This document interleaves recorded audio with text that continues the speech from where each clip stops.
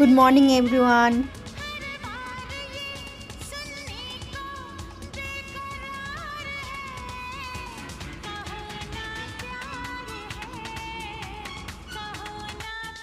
আজ আমাদের দুপুরের রান্না কড়াইশুঁটি, ফুলকপি, বেগুন দিয়ে মাছের ঝোল হবে।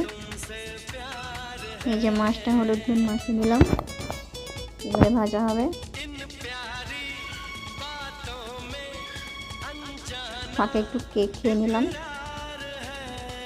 তো এখানে শিলনোড়া বা মিক্সি মেশিন নেই বলে হামান দিস্তিতে আদা রসুনটা থেঁতো করে নিলাম।